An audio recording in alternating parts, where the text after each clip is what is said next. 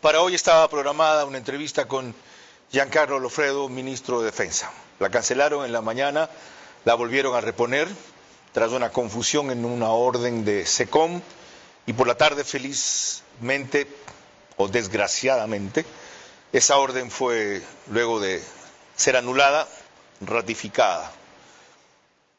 Yo lamento esta decisión, no la comparto, quizá la comprendo. Pero ¿qué me toca? Enfrentarla.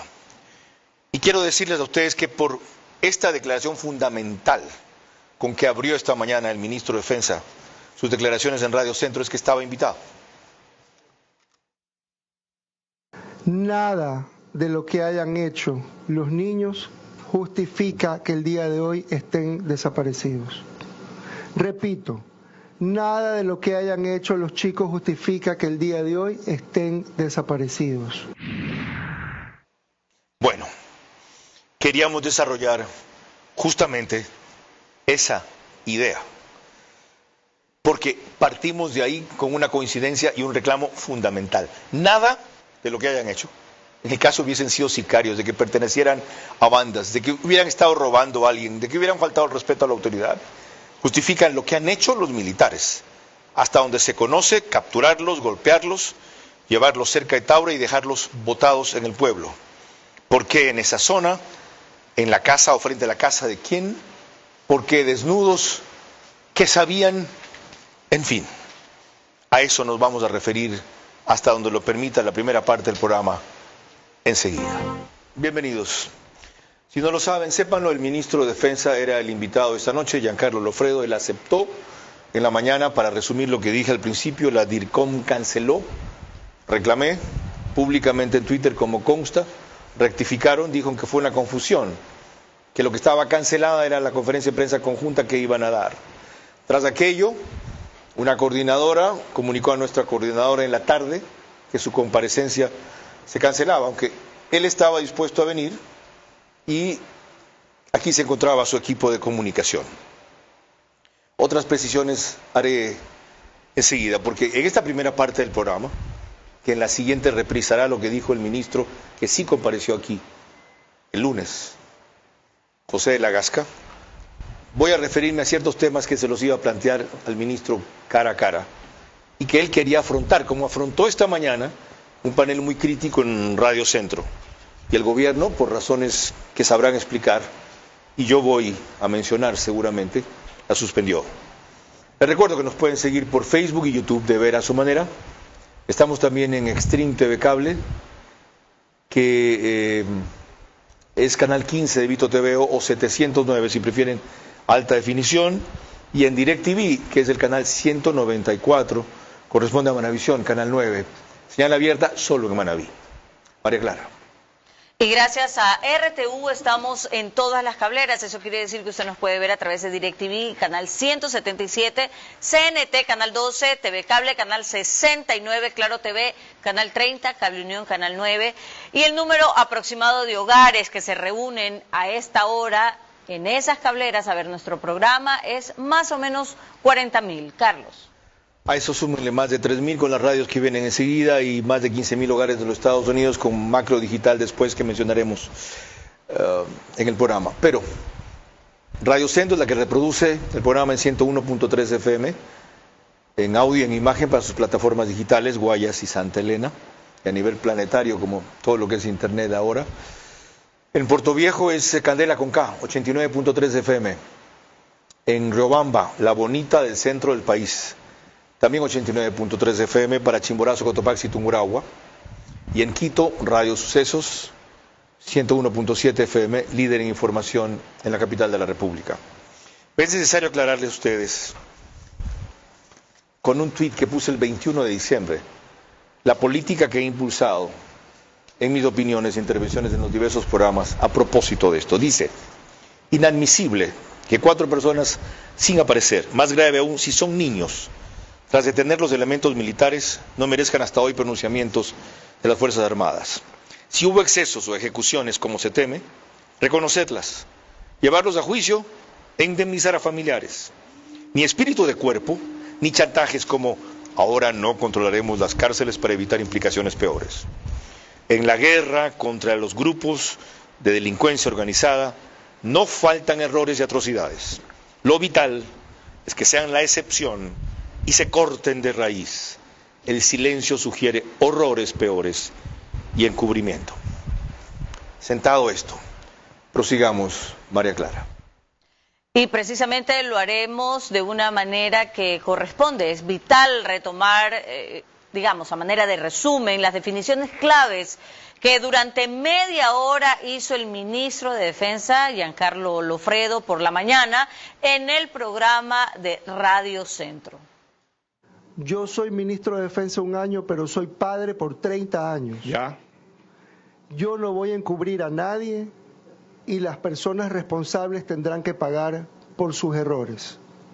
Pero así también no pagar por los errores que no han cometido. Todo lo que hizo mal esa patrulla y por lo que ellos sean responsables, tienen que pagar por eso. Y no solo eso, sino que yo dispuse, además de que estén bajo custodia militar, no de sus pares, sino de oficiales y de inteligencia, para asegurar que no vaya a haber la posibilidad de que se nos llegue a extraviar alguno de ellos. Dispuse también que inmediatamente sean requeridos por Fiscalía, ellos sean llevados personalmente por nosotros. La patrulla no notificó al mando superior, por eso se instaló inmediatamente el Tribunal de Disciplina Militar, porque ya hay errores en el procedimiento, omisiones, faltas, por las que van a tener que responder también. Varias precisiones. El ministro por primera vez reveló esta mañana algo que permite entender, no justificar, que no haya habido comunicación absoluta sobre lo que había ocurrido. Nadie les pide revelar la reserva. Se trataba de decir, hay 4 menores desaparecidos, fue tras un operativo en el que los capturaron militares, estamos procediendo de la forma castrense que corresponde, manteniendo la reserva que la Fiscalía exige y respetando las investigaciones policiales que son independientes. Tan sencillo como eso. ¿Por qué el silencio tanto tiempo? Creando sospechas o para otros posibilidades de encubrimiento. Dice el ministro que no se notificó por parte de los miembros de la patrulla a los superiores. ¿Cuánto demoraron? ¿Qué hicieron los superiores? ¿Tan pronto se enteraron? ¿Son o no también responsables de lo que ha sucedido allí? ¿O la cuerda se va a romper por lo más flojo? Por un lado. Por otro lado, y de eso quería averiguarle, hay inconsistencias entre esta declaración, aquella del bloque de seguridad, en la que él no habló, ni habló el ministro de Gobierno, ni la ministra del Interior, sino el comandante de la policía, el del bloque de seguridad, y el de las Fuerzas Armadas. ¿Por qué esas inconsistencias? Con la versión final que cada vez se va completando y dando giros. Eso es preciso aclarar. Pueden o no hacerlo aquí. Si creen que hay un ambiente o un interlocutor mejor, sin duda los existen. Pero lo importante es que lleguen en su conversación a la verdad. No tomar declaraciones. Hacer una entrevista. Nadie habla de un interrogatorio ni una inquisición. Simplemente hacer una entrevista. ¿Ok? Ahora, veamos un elemento de juicio más de cómo esta actitud ha complicado las cosas. María Clara.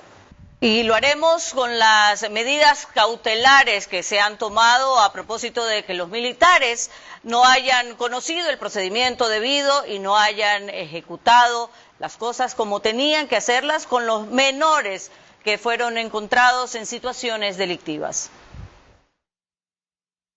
El próximo 7 de enero el Estado ecuatoriano deberá informar sin demora las medidas que adoptaron para acatar las recomendaciones hechas por el Comité contra la Desaparición Forzada de Naciones Unidas, con el fin de resolver la desaparición de los adolescentes de entre 11 y 15 años, Josué e Ismael Arroyo, Steven Medina y Nehemías Arboleda, cuyo paradero se desconoce desde el pasado 8 de diciembre tras un operativo militar. Así lo determina este documento publicado por el organismo internacional tras una reunión entre representante de ONU Derechos Humanos en América del Sur, Jan Yarab, con familiares de los menores de edad y delegados del Comité Permanente por la Lucha de los Derechos Humanos en Guayaquil. Estas medidas no solamente podrían abarcar la protección de la familia y que las distintas instituciones que conforman el Estado o el eje de investigación dentro del Estado tengan pues esta respuesta inmediata y que esta respuesta inmediata también sea partícipe a la familia de manera personal. Entre las recomendaciones también consta establecer de forma urgente una estrategia integral que incluya un plan de acción y un cronograma para la búsqueda inmediata de los adolescentes. Cabe hablar que algunos sectores desde el principio hablaron de desaparición forzada. ¿Cuándo existe desaparición forzada? Cuando personas no aparecen o desaparecen a raíz de intervención de agentes del Estado. Los militares de la FAE son agentes del Estado. Y cuando hay encubrimiento o cuando hay complicidad de autoridades del Estado para ocultar o no sancionar esa desaparición forzada. En resumen, eso es. Y desde el principio hubo quienes así lo vieron. Hubo quienes en ese sentido impulsaron las cosas, o hubo quienes así lo supieron. Eso es lo que habrá que establecer en la investigación. Pero ahora la cosa es grave, porque la Fiscalía, en su convocatoria de diciembre 24, habla de desaparición forzada.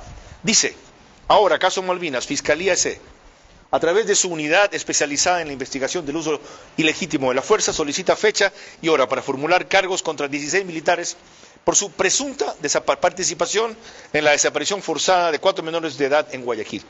Presunta tienen que llamarle, porque así le llaman a todo hecho que investigan, hasta que no hay evidencias inequívocas y lo que es peor, hasta que no hay una sentencia final ejecutoriada.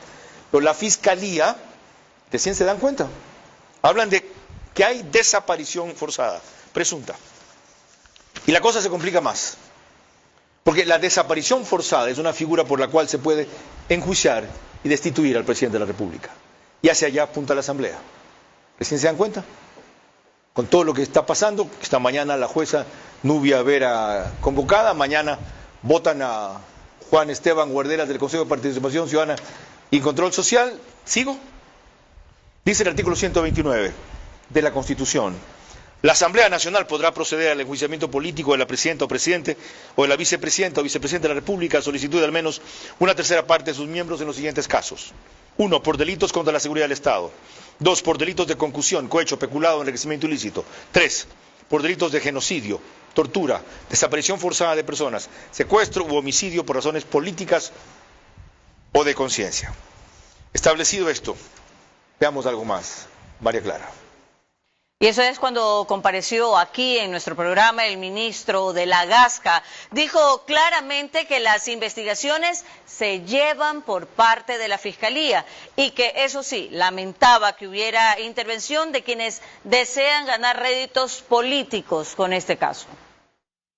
En las investigaciones que tienen, estas investigaciones no se estaban dirigiendo por parte de los militares, estas investigaciones se estaban dirigiendo por parte de Fiscalía con la asistencia de las unidades técnicas. Los que veían lo que se estaba gestando, lo que lo estaban gestando, eran las personas que tuvieron 13 días para preparar campañas, para preparar murales, para preparar pativideos, etcétera, etcétera, etcétera. Las personas que usted ve que están tratando de ganar réditos políticos de un lamentable suceso. ¿Me permite una sugerencia? Y usted verá si la toma o no. ¿Ir a visitar a los padres?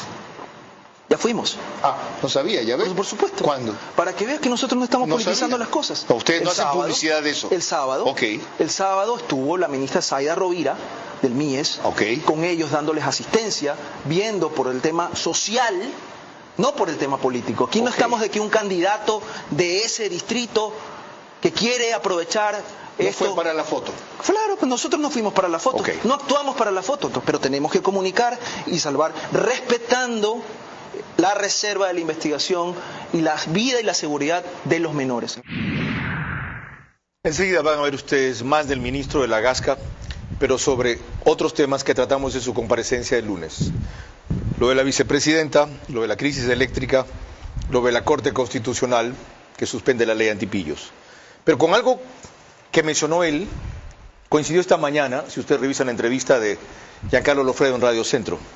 Dice el ministro de Gobierno, los que lo estaban gestando hace 13 días. Esta mañana, en otras palabras, Giancarlo Lofredo coincidió. Dijo que en una parte del asunto esto era un montaje político. ¿En cuál? ¿Lo van a identificar? ¿Lo saben? ¿Qué están esperando? ¿Quiénes están atrás? Porque no se trata de decir de que los que lo estaban gestando desaparecieron a los menores, ¿ya? O que a manos de ellos desaparecieron, pero que conocían al menos la sucesión de hechos que se iban a dar y cronológicamente los fueron siguiendo y agigantando, más allá de lo monstruoso que esto es. Alguien sí ha puesto los puntos sobre las IES, María Clara. Y este es el ex ministro de Defensa, Paco Moncayo, que considera inconcebible que miembros de las Fuerzas Armadas actúen contra niños y que, de ser así, debería caer sobre ellos todo el peso de la ley.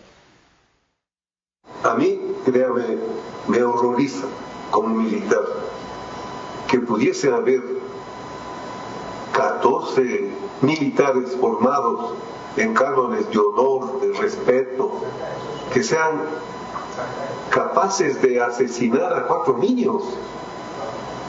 Eso es inconcebible. Si es que alguien tiene que ser sancionado con la mayor fuerza de la ley, es alguien que uniformado sea capaz de una atrocidad. Porque no solamente que ellos, de haber cometido este delito, están causándose daño a ellos solos, están causando daño a su uniforme, están causando daño a su institución. Si es que esto ha sido así, debe haber una sanción que corresponda a la enorme gravedad que implica eso, porque vuelvo a decir, están poniendo en riesgo inclusive la guerra que están peleando los policías, los militares cada día, muriendo como acaban ustedes mismos de pasar, muriendo en manos de los criminales. Si esto ha pasado, ha puesto en riesgo inclusive la misión, ha puesto en riesgo la guerra al narcotráfico. Esto es imperdonable. Un ser humano, un padre, un hijo, un esposo, ¿cómo puede matar a 4 niños? Eso a mí me parece horroroso, escandaloso. Nadie mejor que un héroe del CENEPA para concluir con su opinión este bloque. Esto es imperdonable, esto es inconcebible y esto debe ser singularizado en los 16 o más que cometieron esos delitos, inclusive si fueron asociados para la ejecución o desaparición de los chicos por alguna vía, por negligencia, por complicidad, por coordinación, por compenetración del narco, de los GDOs en la Fuerza Armadas, por la que sea. Pero de allí a una expresión que compartió conmigo ayer un amigo y que me hizo estallar. Ahora no se puede confiar en los militares. Me dijo, ¿qué estás diciendo? Sí, ahora no se puede confiar en los militares. Bueno, ese es el efecto que se busca crear, ¿no? Ahora no se puede confiar en 16 militares. Ahora no se puede confiar en ciertos militares. Ahora no se puede confiar en algunos militares. Pero cuidado con decir la generalización, ahora no se puede confiar en los militares, porque eso es lo que se busca por parte de algunos en el giro que le dan a esta tragedia. Y eso es lo que quieren crear por parte de otros en el aprovechamiento político. ¿Qué quieren ustedes? ¿La Fuerza Armada otra vez en los cuarteles? ¿Qué creen que son infalibles? ¿Qué creen que son santos? ¿Qué creen que son perfectos? ¿No creen que hay tipos desviados, traumados, comprometidos, complotados, comprados en algunos casos? Como lo hay casi en todos los estamentos de la sociedad. En el periodismo, por supuesto, en el empresariado también, en los jueces, casi la mayoría. ¿Qué es? ¿Un grupo de cardenales? Los que son las fuerzas del orden en algo que de paso no es de su especialidad mayor. Eso no justifica lo que ha ocurrido, lo explica. Pero cuidado, pasamos de la tragedia a un daño menor, que es el que está advirtiendo ahí Paco Moncayo. Y en eso, cuidado con las declaraciones. Lo que más ha complicado este asunto es lo que le declaró a Radio Democracia el presidente el lunes. Están considerando sugerir a una comisión declarar héroes nacionales a los niños desaparecidos. Bueno, eso se lo pregunté aquí al ministro José de la Gasca el lunes y él lo explicó. Para mí la explicación no es satisfactoria, pero es la que ellos dan. Una torpeza o un error así, o una ligereza de ese tipo, no se puede cometer. porque insinúa la certeza de que como están efectivamente muertos, hay que declararlos héroes. Entonces, si algo quieren cuidar, cuiden las palabras, pero no cuando vengan aquí al programa, sino cuando elaboren sus declaraciones previamente preparadas y les tomen declaraciones, no respuestas a sus preguntas. Disculpen ustedes la imposibilidad de hacer el programa. La invitación sigue en pie si más adelante lo reconsideran. Repito que comprendo las circunstancias y no la comparto para nada. En este momento, la falta de transparencia es el mayor daño que se le puede ocasionar a un gobierno que se ha fajado con el crimen organizado, contra el crimen organizado, a quien buscan no solo debilitar, sino derrotar. Se los he advertido más de una vez. Yo no soy su premier. Yo solo soy un crítico y un aliado en los temas que ciertamente son positivos, y lo seguiré siendo, al precio de la incomprensión y del agravio, diría. Yo no puedo hablar de persecución, ni me dejo perseguir tampoco. Tras esto viene el resto de la entrevista con el ministro de la Gasca, excepto los temas que acabamos de tratar. Los excesos y abusos ocurren aún en las mejores Fuerzas Armadas del mundo, más todavía cuando se enfrenta a la alianza narcos, GDOs y padrinos políticos. Lo inadmisible son el ocultamiento, la distorsión y la impunidad. Y lo peor, el aprovechamiento de la tragedia para convertir el dolor en votos. Señor ministro, agradezco su especial deferencia. Gracias a usted, Carlos, por la invitación y por el esfuerzo. Que se recupere. El tema y usted se lo merecen. ¿En qué va a quedar la gobernabilidad con 4 de los casos que he citado, que en general dejan muy mal parado al gobierno? Discrepo. Yo creo que la gobernabilidad debe mantenerse. Y la gobernabilidad no significa no atravesar problemas y no navegar en aguas turbulentas. La gobernabilidad significa poder mirar hacia el país, darle respuestas, buscar soluciones. Tenemos ya, a pesar de que estamos enfrentando una crisis energética, hemos visto una solución. Hemos cumplido con la palabra, se ha honrado que estamos el día 23, no hay apagones programados, han ocurrido apagones, yo diría que programados, pero por el crimen organizado, por las mafias, ya hay denuncias sobre eso, y sin embargo ya parece que la crisis energética para la oposición o para quienes tanto estaban tratando de golpear al gobierno por temas de ineficiencia parece ya no importarles. Ahora van por otras cosas, siempre van por más, porque cuando ven encuestas, cuando ven gestión, cuando ven logros, cuando ven la tenacidad de este gobierno hacia su gente, no hay otra cosa que atacarlos por, como usted ha dicho, las tranqueras. Entonces, yo no creo que hay problemas de gobernabilidad. Ciertamente se enfrentan en algunos casos escenarios adversos, pero ahí estamos, resolviendo con la Constitución en la mano, con tenacidad, repito, y siempre respetando el Estado de Derecho. Retomamos el tema de la noche, 4 reveses en 4 días, y veremos que el ministro de Gobierno, nuestro invitado central de esta noche, José de la Gasca, no tardó ni 2 horas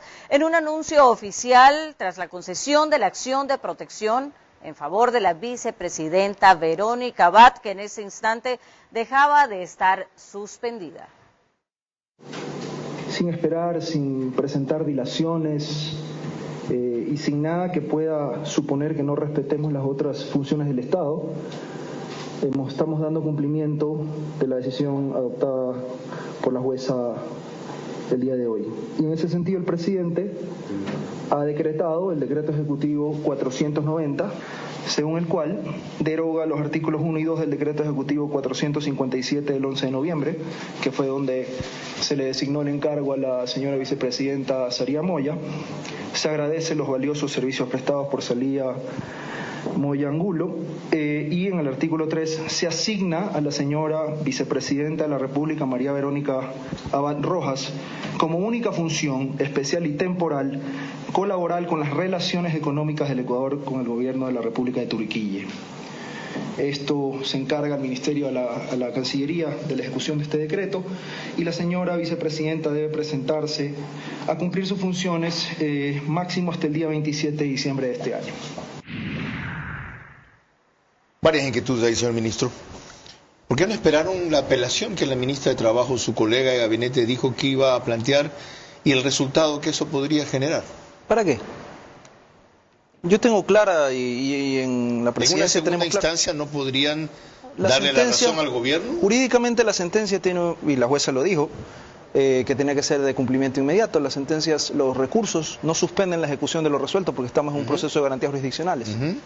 Entonces, y sin haber sido nosotros partes procesales, esto es lo que quiero que se vea. Ay, ¿cómo no haber sido parte procesal? No, ¿Quién señor. es el gobierno? Sí, pero es nosotros. el ministerio, pero, a ver, es el Ministerio de Trabajo, está la Procuraduría General del Estado, pero usted no vio ahí la Secretaría Jurídica de la Presidencia, no vio al Ministerio de Gobierno.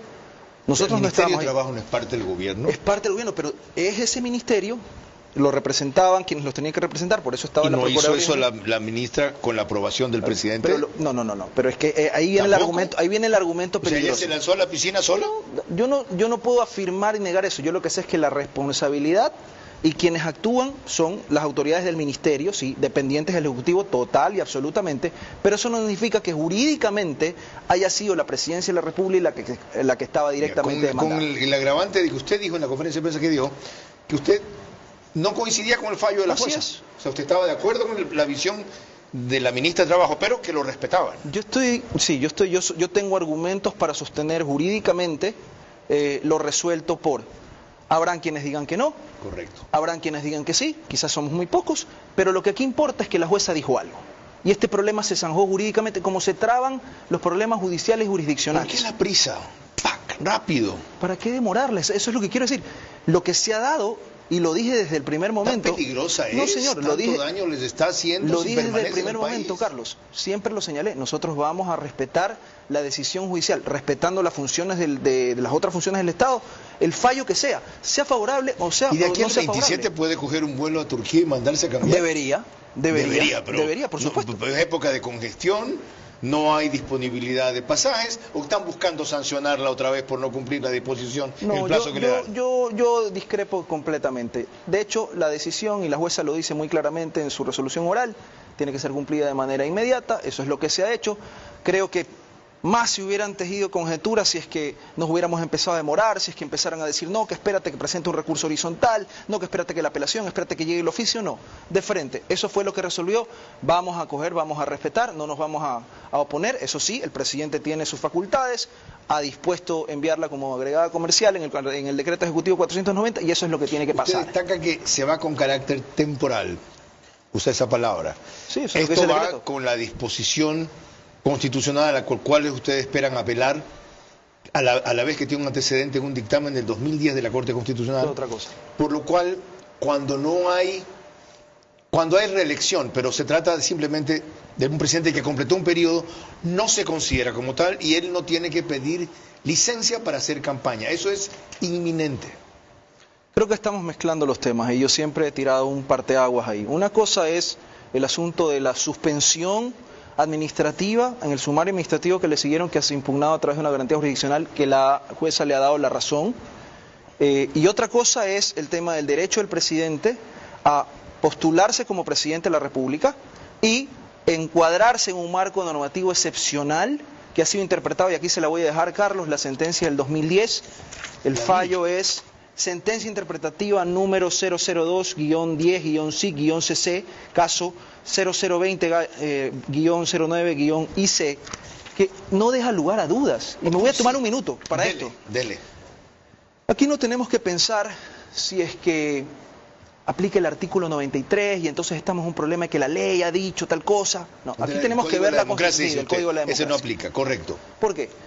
Porque hay dos escenarios que esta sentencia recoge, el artículo 148 de la Constitución y el 130. 148, la muerte cruzada. Aquí ya hubo una acción por la cual se le pidió a la Corte, mire qué pasa en estos casos cuando se llegase a presentar un caso de la muerte cruzada. Legislaron a futuro sin que haya un caso concreto. ¿Qué pasaría si es que hubiesen elecciones para terminar el mandato?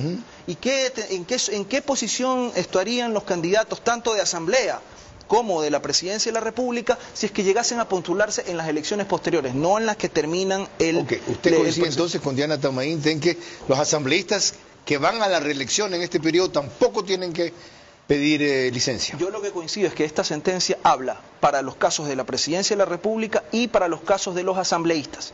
Hay que leer esta sentencia y no da lugar a dudas, lo podría leer... Mira la parte pertinente, sí, claro, que a usted le interesa. Dice... La más importante. Para el caso de los artículos 130 y 148, no sé si lo pueden pinchar. Sí, claro, estamos mostrando. Las elecciones tanto legislativas como presidenciales, convocadas por el Consejo Nacional Electoral, se entenderá que son para completar el resto de los respectivos periodos, sin que pueda entenderse que se trata de un nuevo periodo regular imputable para el caso de la reelección, para el supuesto previsto en el artículo 146 de la Constitución, es decir, para la suspensión presidencial en el caso de ausencia temporal del presidente de la República, lo representará quien ejerce la vicepresidencia. Creo que esta parte no es importante. Acá dice: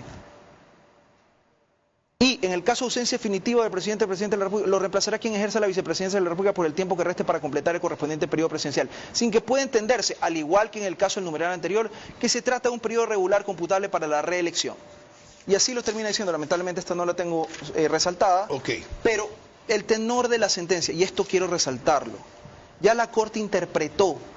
Ya no cabe volver a preguntar a la Corte qué tiene que decir sobre el artículo 148, ya no hay lugar a dudas. Simplemente toma una decisión y cita estos antecedentes. Entonces esto es parte de cómo se debe interpretar esos artículos, esto es parte de cómo debemos interpretar el marco constitucional excepcional para las realidades que quedaron de la muerte cruzada. Un detalle más: si la vicepresidenta jurídicamente estaba restituida o cesaba de estar suspendida, apenas emitió, aunque no lo haya notificado, su fallo la jueza, sí. ¿Por qué no la dejaron entrar a la vicepresidencia? Pero si ya está el decreto ejecutivo que era de cumplimiento inmediato, en el cual se le da las dos funciones, y esto es claro, Carlos. La vicepresidenta tiene dos figuras, según la Constitución, tiene dos funciones constitucionales: reemplazar al presidente en los casos de la Constitución y la ley, y segunda, ocupar o ejercer las delegaciones que el presidente le da.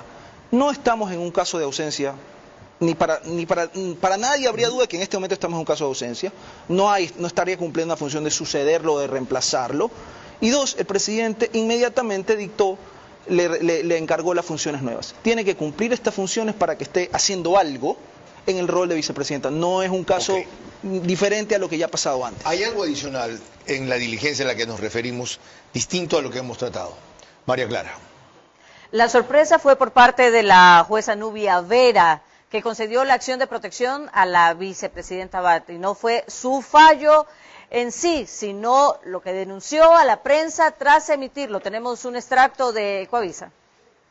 Vino el director del presidente del Consejo de la Judicatura, Mario Godoy, el director provincial, Henry Gaibor, y el asesor Jorge Carrillo a visitar estas instalaciones, pero realmente fueron a ingresar a mi despacho a entregarme un pendrive, que es un buen recaudo de cómo yo tenía que fallar en esta acción de protección. Esos hechos los denuncio porque mi carrera está en juego, porque me he dedicado tanto a trabajar al servicio de la justicia, y no es justo que vengan a amedrentar a un juez. ¿Qué es lo novedoso hoy? Usted me va a decir que no pueden intervenir ni opinar sobre otra función del Estado, que la justicia es una cosa independiente. Lo novedoso es que Mario Godoy, presidente del CJ, fue recomendado, o por lo menos puesto en la terna, por parte de José Swing, con anuencia, simpatía o favor del Ejecutivo, y que el Ejecutivo movió sus influencias para que llegara a ser nombrado lo que es nombrado ahora. Con esos antecedentes, ¿ustedes creen que el doctor Godoy debe ser incluido otra vez en la terna que tienen que mandar en la Corte Nacional? Primero, yo no puedo dar por válidas las afirmaciones que usted está haciendo respecto de la forma como llega el señor Godoy allá.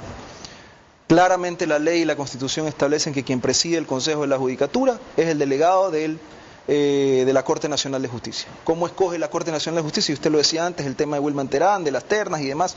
Hemos conversado sobre esto en otros programas.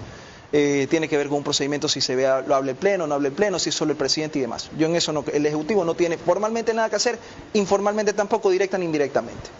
Damos sus antecedentes. Si eso es decisión de la Corte. Damos sus antecedentes de conocer a fondo, cuando escribía en Expreso, investigaba los temas y combatía a Saquicela, entre otras cosas. Toda la lucha que usted libró por la de Saki Power, le decía usted, los artículos del domingo, por la depuración y saneamiento de la justicia. ¿El Ejecutivo se cuidará esta vez más de ver cómo integra la terna que nomine para el Consejo de la Judicatura? Absolutamente. ¿Usted va a participar con su opinión? El presidente, de hecho, lo hemos conversado, el presidente ha sido muy claro en establecer que necesitamos, una vez más, los mejores hombres y las mejores mujeres para una posición tan sensible como esta. ¿Usted coincidiría con el nombramiento de un abogado como Fernando Llavar? ¿Para qué? Para ponerlo en la terna. Yo no sé si el nombre de él está en la... Yo no le he dicho que esté, le digo que sí coincidiría si llega a estar. Lo conozco a Fernando, sé los antecedentes jurídicos que él tiene, su valía profesional, también conozco su carrera política, yo no podría ponerme a censurarlo en este caso, o no. Cuando veamos los nombres, que sean los pertinentes, y no he dicho, no tengo ningún nombre en este momento en la cabeza, esa es una decisión que tendrá que tomar el presidente, pero le aseguro que escogeremos los mejores perfiles profesionales y éticos. Sé que esa decisión la tiene que tomar el presidente, pero si alguien conoce juristas probos en el área del derecho es usted. Sí, pero ¿sabe qué? Yo le voy a decir algo y quisiera públicamente invitarlos, porque lamentablemente es a veces muy cómodo escribir desde un tweet, escribir desde una columna de opinión. Hay una cantidad pero hacer patria y servir es muy complejo. Entonces, por razones económicas, por exposición política, por peligros, por lo que sea, la gente no quiere participar. Y eso también te va cerrando las posibilidades de personas que puedan llegar. Entonces, hagamos un mea culpa a todos para que cuando se les toque la puerta y les diga, por favor, ven a servir, lo hagan. Esa es la invitación. Yo predico con el ejemplo. Y exactamente, usted tiene toda la razón en decirlo. No solo porque lo está haciendo, sino porque ya lo dije en una comparecencia anterior, la primera que tuve, que era de ministro de Gobierno. Él dejó una posición no solo muy cómoda, sino ya la conoció usted, además. Sí, la viví en la Nación, sino muy exitosa, en donde abrió un camino extraordinario para el Ecuador para venir a fajarse así. Estamos más gente joven, valiente, honesta, así, aunque no coincidamos, en cualquier gobierno, para sacar adelante el país. En 4 días hubo apagones no programados, la Corte Constitucional suspendió la vigencia de la ley antipillos, la vicepresidenta Abad ganó su acción de protección y 4 niños desaparecieron tras operativo militar. Hasta ahora, débiles explicaciones y pocas rectificaciones. Estamos de regreso y les recuerdo que en los Estados Unidos, Macro Digital Televisión, podemos ver la señal a través de la aplicación Roku y Pluto TV. Se conectan alrededor de 12 a 15 mil hogares a esa hora para ver nuestro programa. En España nos puede ver a través de Hispasat en el canal 21. En Ecuador, en cambio, Macro Digital Televisión está en Cable Familia, en Supercable Macará, en Colorados Visión, en Valle Visión Play, en 11 Play y en CNT Play también. Ahora, retomando el tema de la noche, veremos que el constitucionalista Ismael Quintana recordó el viernes pasado en una entrevista con Liz Valareso en los desayunos 24 que no ha sido usual el pronunciamiento rápido de la Corte Constitucional sobre la ley antipillos, una ley que tenía incidencia en la parte tributaria. Que ya se ha presentado la demanda, esperemos a que haya el primer paso, que es el filtro de admisión a trámite, y luego de eso veremos si, por ejemplo, la Corte decide, 1, o suspender provisionalmente los efectos del decreto hasta que se dicte la sentencia, o 2, al menos darle un tratamiento prioritario al caso, dado que efectivamente hay, entre otros aspectos, un asunto impositivo que empezará a regir a partir de enero del próximo año, y por esa razón la decisión de la Corte es importante, es trascendental y tendría que hacérsela ya. La Corte no es muy generosa en la concesión de medidas de suspensión dentro de acciones de inconstitucionalidad, eso también hay que decirlo, han sido muy pocos casos los que han recibido el favor de la suspensión provisional, pese a que, como le digo Liz, es una posibilidad establecida en la ley para aquellos casos en los cuales, claro, el demandante no puede esperar el tiempo que la Corte se tarda normalmente en resolver esta clase de procesos, 5, 6, 7 y hasta 10 años, como ha dicho la Corte Constitucional en algunos otros pronunciamientos previos,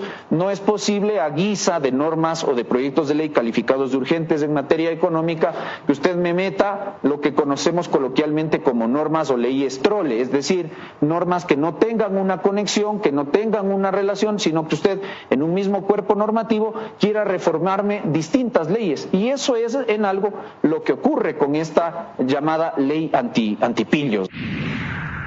Esa es la interpretación de Ismael Quintana. ¿Cuál es la suya? Ciertamente me extraña, por ejemplo, que la impugnación de inconstitucionalidad que hubo al IVA por parte de 2 sectores de mayor incidencia económica y social, hasta ahora no me deja un pronunciamiento, y esta, a la semana de que lo plantea la Asamblea, ¡boom!, suspendía la vigencia. A la semana no, a los 2 días. A peor, sí señor. Yo aquí, y quiero decirlo muy claramente, yo soy extremadamente respetuoso de las instituciones democráticas en este país, siendo la Corte Constitucional una de las que me merece más respeto, por la seriedad que tiene, por los pronunciamientos que emanan, y por la jurisprudencia que ha ido saliendo de la Corte. Podremos no coincidir en algunos, etcétera. Pero aquí yo voy a hablar de 3 jueces. Aquí yo voy a hablar de la jueza Carla Andrade, del juez Joel Escudero y de la jueza Daniela Salazar. Son ellos los 3 jueces los que han decidido, como le explicaba Ismael, aprobar en esta sala de admisiones y conceder esa medida cautelar, poniéndole un freno a la lucha que se pretende hacer y que ha buscado el Ecuador, que ha buscado el Ejecutivo al narcoterrorismo y al financiamiento al narcoterrorismo. Me parece que al impedir qué disposiciones, por ejemplo. Porque hay una clave que es la que más le choca, que se puede congelar fondos sin necesidad de una sentencia final por sospechosos de lavado de activos. Aquí la Corte le ha hecho el juego, no la Corte, los 3 jueces, la sala de admisiones le ha hecho el juego al narcoterrorismo. Aquí la Corte ha impedido que podamos tener una UAFE que con orden judicial pueda congelar fondos. Hemos visto los casos de más de 173 millones de dólares, de los cuales el Ecuador coge 0. Porque para cuando reaccionamos, para cuando se activan, para cuando hay las órdenes, ya se dio el clic y los fondos se fumaron. Okay, está claro. Una de las cosas. No, pero es que hay varias ahí. Es que hay menos tiempo cada vez. Dele. Las otras 2, ¿cuáles son? Dele. No, pero es que ahí está también lo que pasa con las sociedades deportivas. Eso. Nichos. Lo que pasa con los vehículos, la transferencia de vehículos de segundo mercado. Entonces, de mercado secundario. Porque ya lo hemos visto, aquí quisieron meter la idea de que era una ley impuestera y ahora pretende la Asamblea Nacional adjudicarse una victoria judicial a nivel de la Corte Constitucional. No, señores, el daño se lo están haciendo al país. Están permitiendo que los narcos, las economías ilegales, sigan beneficiándose de esos nichos donde le entra dinero en cantidades altas a la guerra contra el narcotráfico. O sea, se sigue fondeando. Ese es el juego que le están haciendo esos 3 jueces. Por eso yo quiero pedirle a la Corte Constitucional, a los demás jueces, a los jueces, a todos, que actúen con la seriedad que el país requiere. Okay. Aquí no estamos para andar definiendo quién tenía la razón, porque el argumento del Ejecutivo era bueno. No, nosotros hicimos lo que constitucionalmente tenemos que hacer y nos han dado la razón, aún con la medida cautelar. No habría medida cautelar si no fuese porque publicamos la ley. Entonces, tan mal no estamos, aunque el resultado sea adverso, ya digo, son 3 jueces. Pero aquí el daño lo hacen al país. Completó usted la idea y celebro haberlo dejado que la termine de explicar, porque este aspecto de los 3 que hemos hablado, quizás es el más importante, aunque es el menos espectacular. Mucho ojo, María Clara. Cuando volvamos en el siguiente bloque, inquietudes para el ministro de Gobierno sobre un tema que les es ajeno. Hablamos del eléctrico, pero que tiene también enormes repercusiones en lo político y en la gobernabilidad. En 4 días hubo apagones no programados. La Corte Constitucional suspendió la vigencia de la ley antipillos. La vicepresidenta Abad ganó su acción de protección. Y 4 niños desaparecieron tras operativo militar.